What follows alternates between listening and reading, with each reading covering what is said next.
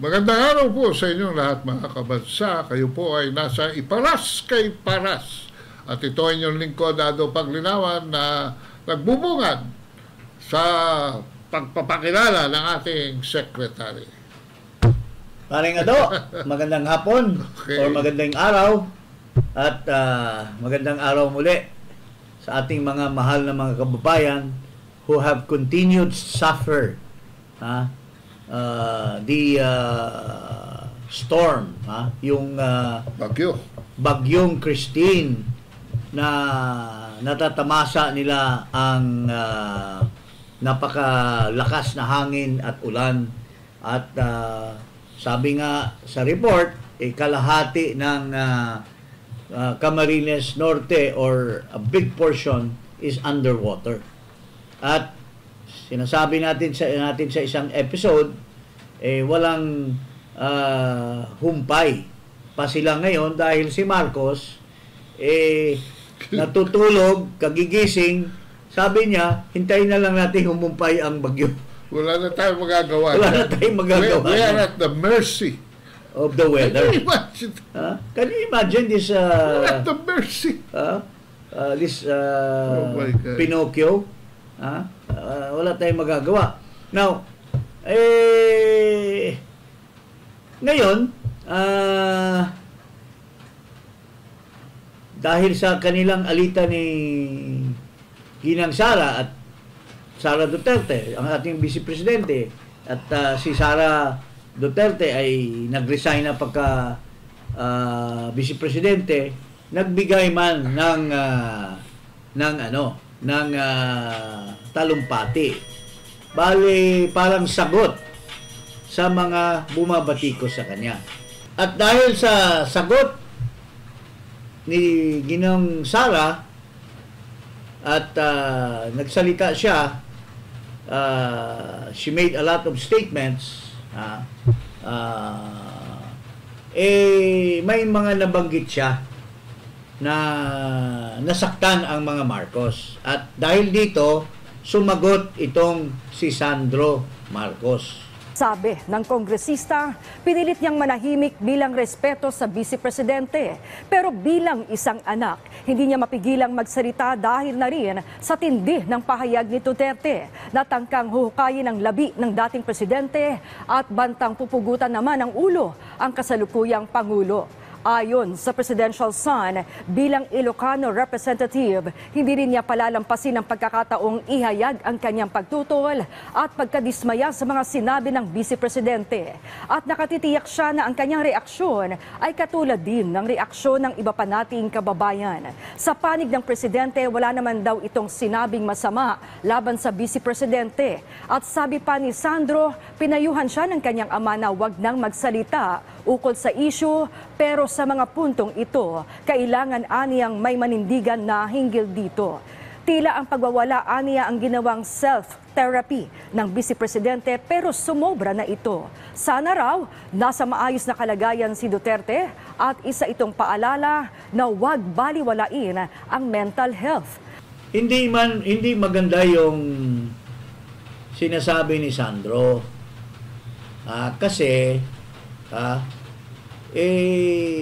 itong si Vice President, hinikayat nilang tumulong sa kanila at sinaktan nila ang kanyang damdamin. So natural lamang yan na since nakinabang ang mga Marcos sa panahon ni Duterte na mapalibing ang kanilang dating Presidente Marcos Sr., parang sinasabi lang ni Sara na parang wala kayong utang na loob.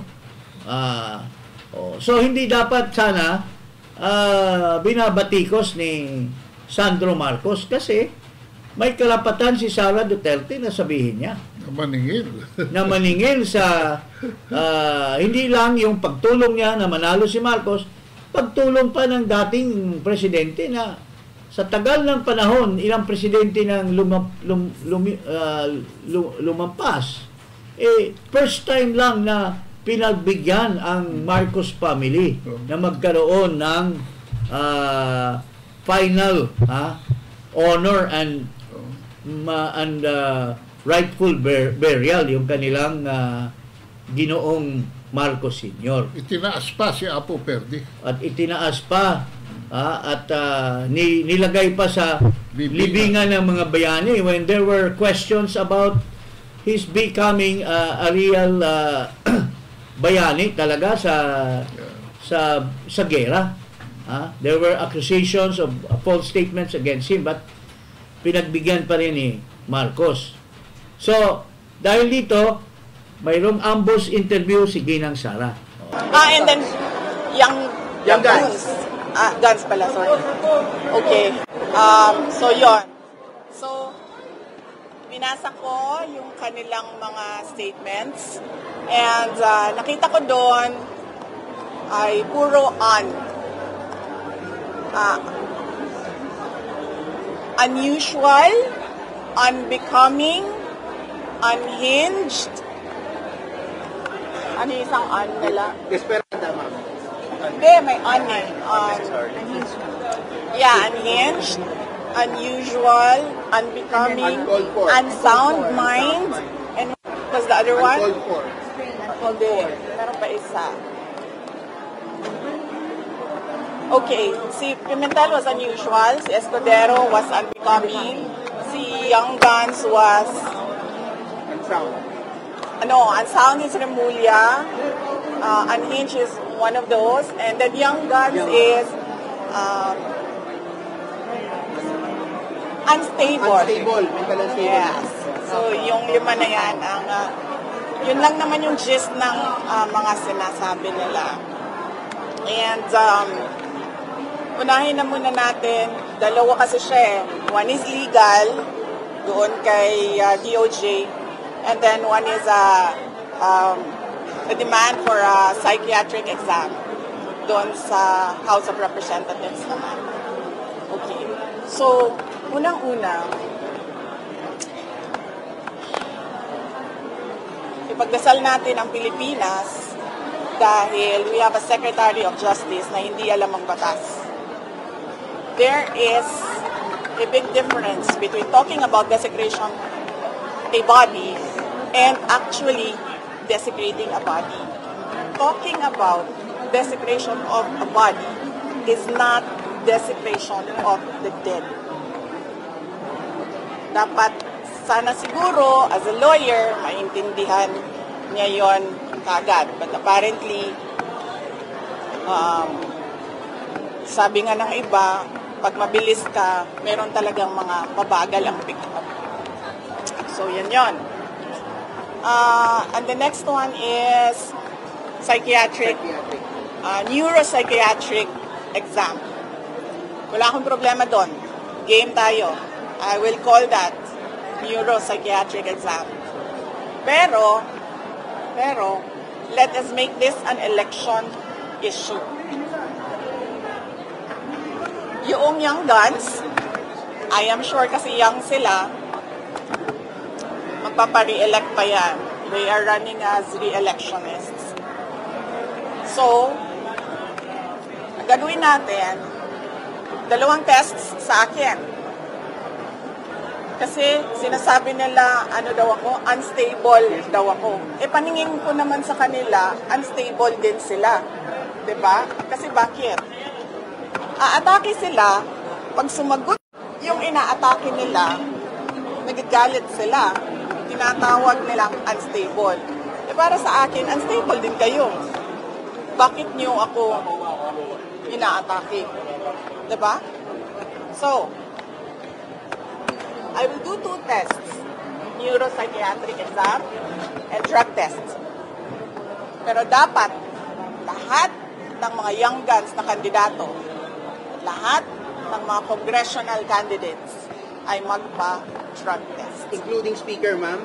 As a voter, I am asking the candidates for Congress doon sa distrito ko, sa 1st District of Davao City. Now, 2 lang yung maalala ko ngayon, but I'm sure meron pang ibang kandidato. Maalala ko si Margarita Nograles and si Paulo Duterte. And as a voter, I demand na magpa-drug test sila. Kayong lahat, mga kababayan, as voters, you demand na mag-drug test ang mga congressional candidates mo. Dahil kung unstable ako, sa paningin ko, unstable din sila. So, bakit ka naman magagalit kung ang inaatake mo ay sumasagot? Diba? Yes? Red? Yes, ma'am. Okay ka dyan. Okay, sige. So, okay tayo dyan. Wala nang problema dyan. Yan ang demand ko, ha. 2 test sa akin, isa lang sa kanila. O, dihado pa ako. Pero ma'am, sinasabi niyo rin na unstable sila, so dapat meron din silang neuropsychiatric test. Hindi, pinapadali ko na lang kasi sa kanila eh. Kasi, diba, para madali tayo. So we call on the Philippine Medical Association, the Philippine Psychiatric Society siguro, is it called that way, to set the guidelines para sa amin lahat. Okay?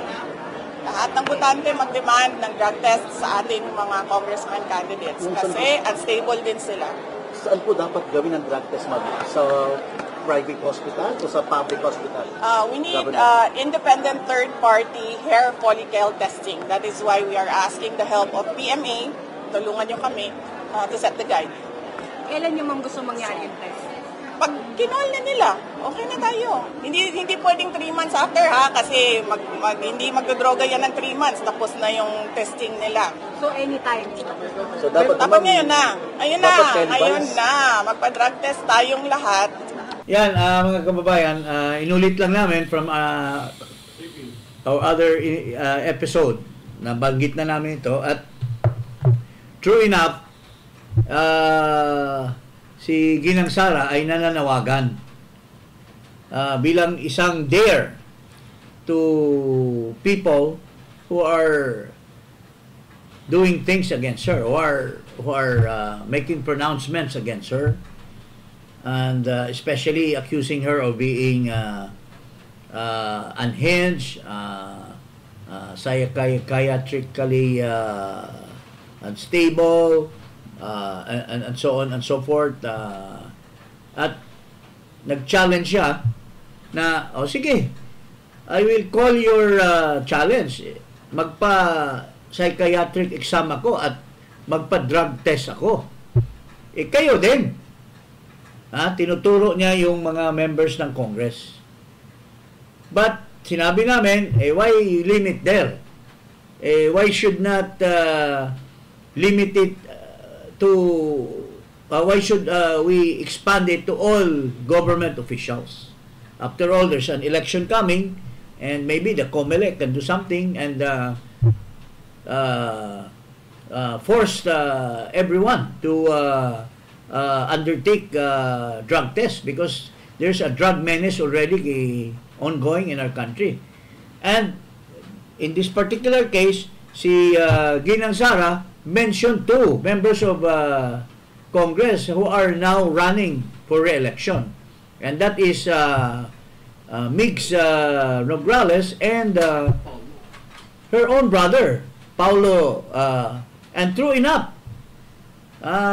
without a day passing by, nag-aksyon kaagad si Nograles, and henceforth si Paulo. Ito, pakinggan natin itong kanilang statement that they have undergone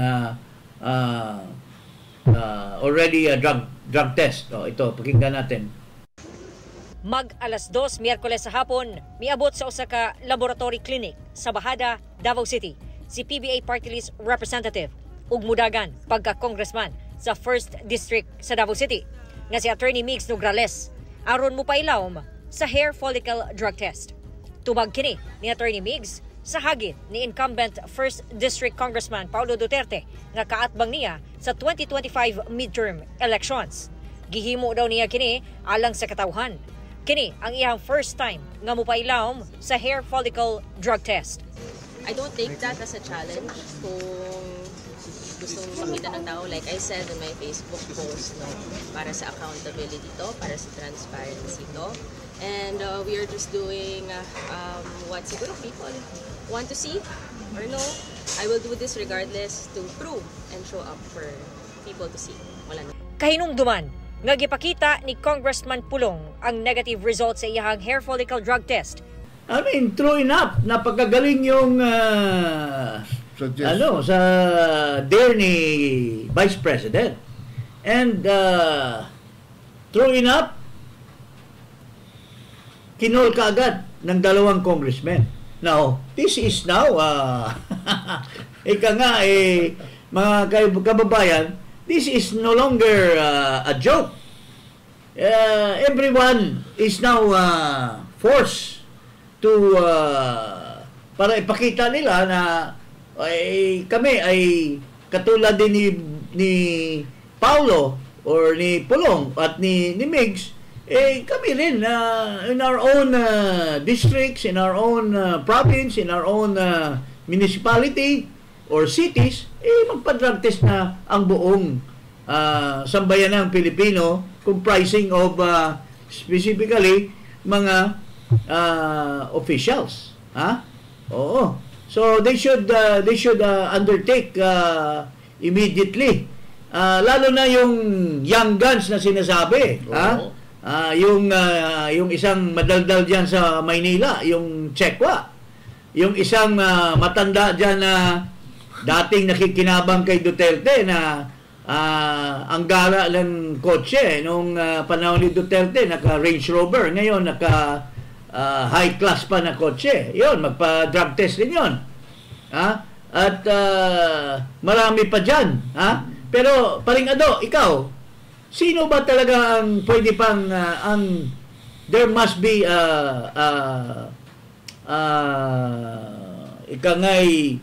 candidate. Need na magpano para ipakita niya sa taong bayan na nagpapa-drug test din bilang isang congressman. Ikaw, sinong napusuan mo? Palagay ko closer to the family, no? Kasi marami nang umuugong talaga. Itong anak ng Pangulo, no? Na si Congressman Sandro Marcos. Yan. Yan ang number Bakit 1. Bakit yan ang naisip mo na kailangan? Kasi may naninira kasi sa kanila na sinasabi ama, ina at lahat ng anak ay nagdodroga. So this is the time to prove themselves clean, no? At yan din ang tinanong ko doon sa isang senatorial candidate noon na malapit sa kanila kung alam niya kung at saka now na nabanggit mo, it brings me to the fact na sina-challenge din niya si Ginang kanina, di ba, nabanggit natin yung statement ni Ginoong Sandro Marcos na inaano niya, kinukol niya ang attention ni Ginang Sara. At si Sara naman sabi, magpag-drug test kayo dyan sa Congress. And tama yung sinasabi mo na there's really a must the family must come clean. Sino ito? Anong pangalan itong pinapa-drug test mo? Sandro Marcos. Hindi lang yun. May isa pa, running for re-election sa governor. Sino yun? Yung anak naman ni Amy Marcos, na si Manotok. The family must come clean. Must come clean. But, alam mo, ito ang matinding mangyayari. Kasi, mapipilitan ngayon. If the family is clean, that goes without saying now that yung panawagan ni Sara will not only be limited to the congressmen, the governors, the senators. It must also, ang vice presidente, sabi niya kasi magda-drug test din siya magpa-drug test siya, magpa-psychiatric test. It goes without saying, Marcos, Makoy, para ma-prove mo na hindi ka bangag all the way up, as has been already said by many people, including President Duterte. This is now your turn. Even yung bata mo, yung pakawala mong si Vic Rodriguez na inutusan mo mag-infiltrate doon sa Maisog has already made a statement na ang mga government officials must undertake hair follicle test.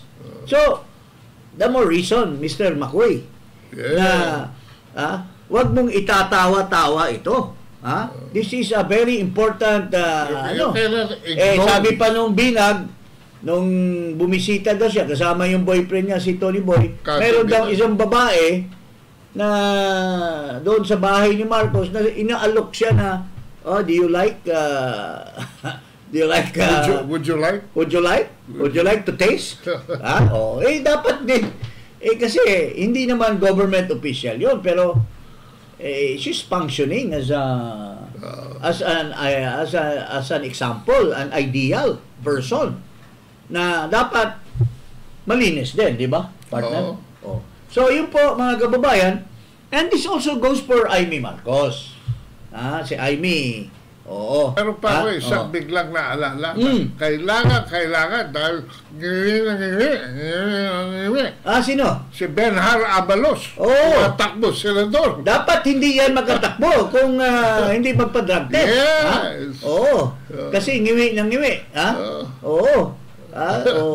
Marami pang ngiwi dyan na obvious in the public, and yet they continue to serve the people daw. How can you serve when you are bangag?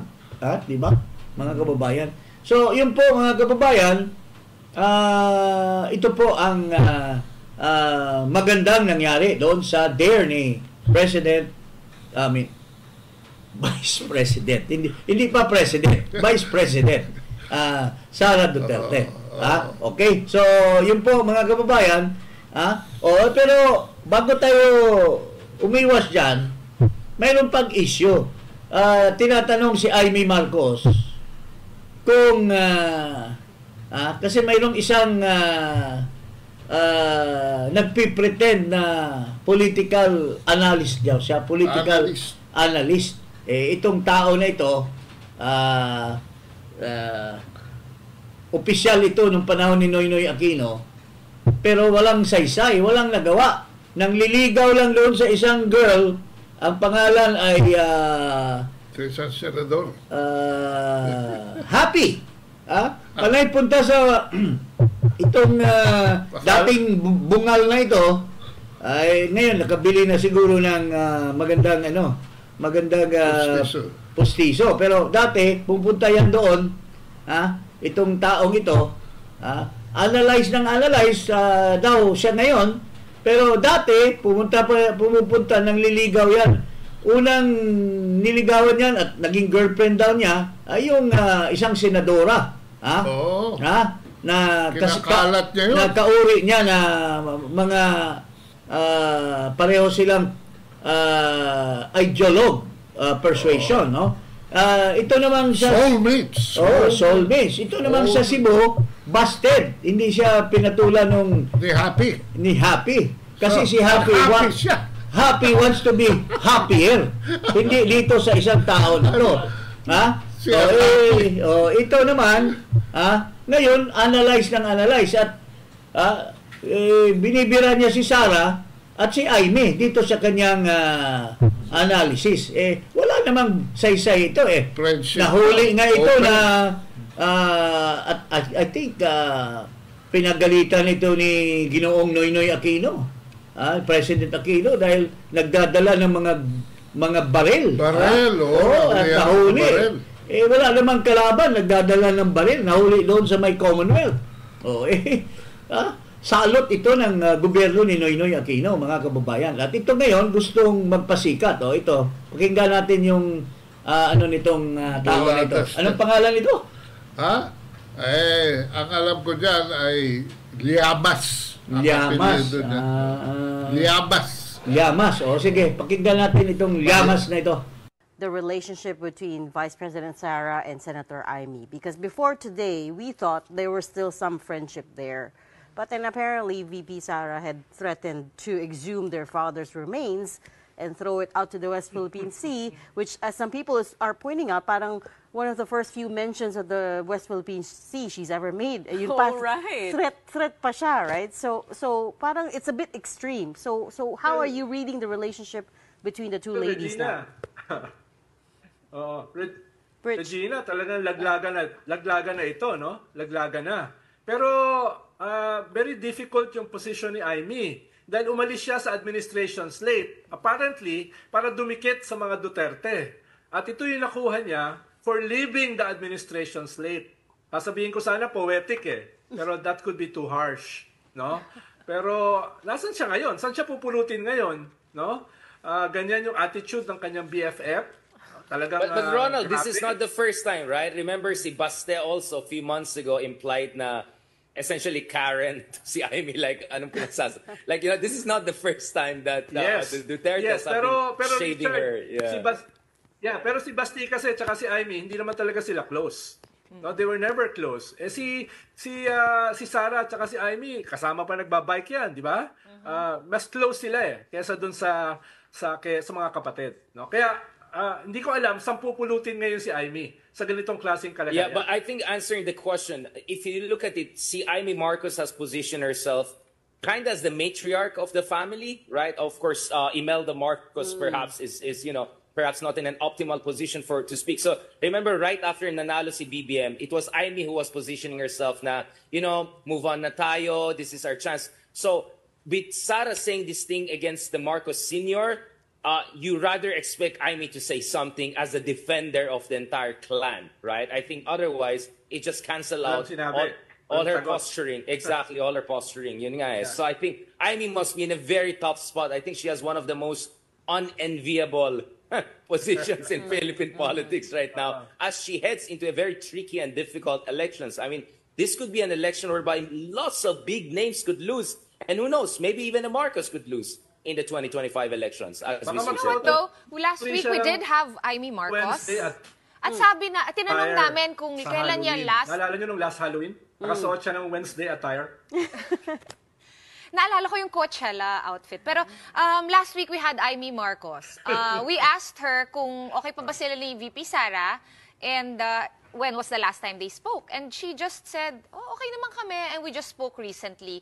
Though hindi ko kasi alam kailan nagyari yung group chat, yung West Philippine Sea and digging up the body of Marcos Sr. So far, as of last... Pero Sean, kahit mas later siya nangyari or earlier, the very fact na sinabi niya kahapon, no, puts Amy in a spot. Dahil kahapon niya sinabi. Exactly. So, lalong mapapasama si Amy kung hindi siya sumagot, kung yan ay nangyari a month ago or 2 months ago, no? Lalong malalagay sa spot si Amy. Kaya, medyo, whether yan ay sinabi last week or last month, no? Hindi, sabi nga ni Richard, hindi enviable yung position ni Amy. Do you think she's gonna reply? Or should she? Well, sana. Kung hindi, mababaon siya ng husto rito. No? Baka si Manny Villar hindi magsalita. Ano yung kanyang warning kay Sara? What was that for? Lalo na nasa administration slate yung kanyang anak. Yung kanyang paboritong anak. No? So, maraming nalaglag dito si Sara Marami siya nilaglag dito sa na ito. Hindi ko alam kung may iwan pa siyang kaibigan. Sumasaya. Ano bang, mas susubsob daw si Amy? At ano ba? Talagang paltos itong analysis nitong fake na, na ito Analysis. Fake na analytical... analysis, paralysis. Analysis paltos. Paano naman susubsob si Amy? Amy has all the resources. Unang-una, napakababaw naman ito si... Babaya na kapatid. Si Llamas. Kung ano-ano namang bumitaw daw si Amy at saka dahil sa unang-una sino bang ililigtas ni Marcos? Marcos holds the resources, holds the Smartmatic, holds the maski hindi yan sasama sa sa mainstream na puwersa sa mga kandidato, siyempre, secretly, at saka, Amy has made a name for herself already. Larger than life. Kaya na habulin ko itong kulukoy na ito ng pustahan, yung si Amy versus any of the candidates na dilawan kasama nitong Llamas na ito. Yung mga 8 diretso na 0 noong panahon sa senatorial na si Duterte pa ang president. Any one of them, I will bet, I will be for Amy.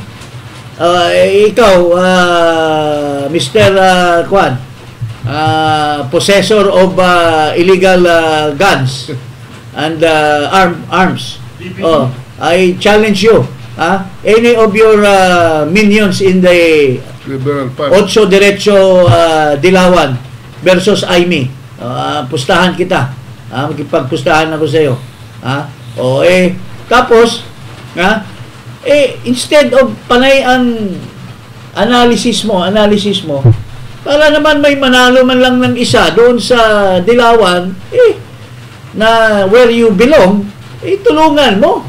Huwag kang daldal ng pag-post ng mga statement. Ikaw, paring Ando, ano masabi nito kay Llamas? Wala namang gravitas yan at saka yung kasama niya ron na si Hoy Darian. Wala yan. Nagkahit. Ano ba yan? Bombay? Iranian yan. Iranian ba yan o Bombay? Iranian. Kung ano-ano mga sinusulat sa column niya, no? Oo. At saka isa, no? Dahil nandiyan si Hoy Darian, pro-war yan warmonger yan supporter yan ng US wars, no? Bakit yung mga... Hindi ba yung sinasabi mong pondo, hindi ba din yan? I don't know, I mean, I'm just asking, Pero what I'm saying is, yung mga pro-war, anti-war advocates are all backing Amy Marcos because of her stand against EDCA. And all this kalokohan dyan sa... Sino yung isang babae na, sino ang babae? Mayroong babae dyan dati na may itsura, na paltos yung mga tanong.